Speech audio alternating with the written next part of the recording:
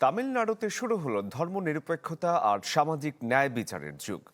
রাজ্যটির নয়া মুখ্যমন্ত্রী চন্দ্রশেখর জোসেফ বিজয় এই ঘোষণা দিয়েছেন, যিনি সিনে ভক্তদের কাছে থালাপতি বিজয় নামে বেশি পরিচিত। আজ চেন্নাইয়ের জওহরলাল নেহেরু ইনডোর স্টেডিয়ামে শপথ নেবেন তিনি।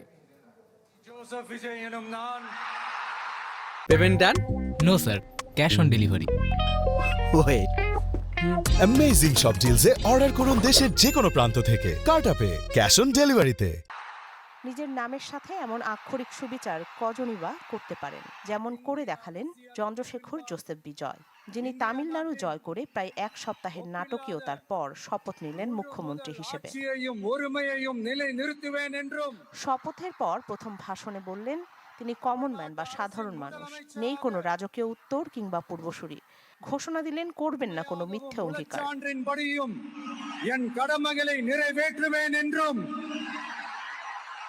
அரசியல் அமைப்பிற்கும் சட்டத்திற்கும் இணங்க அச்சமும் ஒருதலை சார்பும் இன்றி সিনে জগতের আলো থেকে বেরিয়ে প্রথমবার দল গঠন, নির্বাচনে অংশগ্রহণ এবং মুখ্যমন্ত্রী, এমন ভাগ্য সংযোগ ঘটানো থালাপতি বিজয় অভিষেক ভাষণে বললেন তামিলনাড়ুতে এখন থেকে তিনিই ক্ষমতার ভরকেন্দ্রে, অন্য কেউ নয়।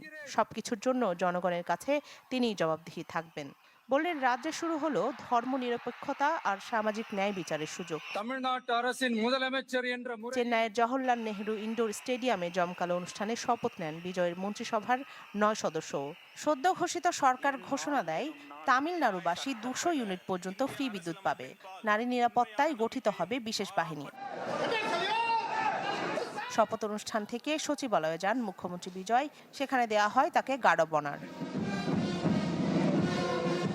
তামিলনাড়ু বিধানসভা নির্বাচনে 234 আসনের মধ্যে 108 আসনে জয় পায় বিজয়ের দল টিভিকে। তবে জয় পেলেও ম্যাজিক ফিগার 118 ছিল অধরা।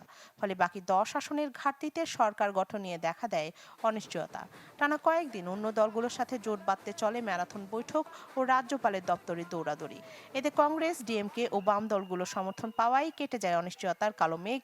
ম্যাজিক ফিগারের পূর্ণতায় প্রায় 60 বছর পর তামিলনাড়ুতে প্রথমবারের মতো ডিএমকে বা এআইডিএমকে এর বাইরে অন্য কোনো দলের সরকার গঠিত হলো।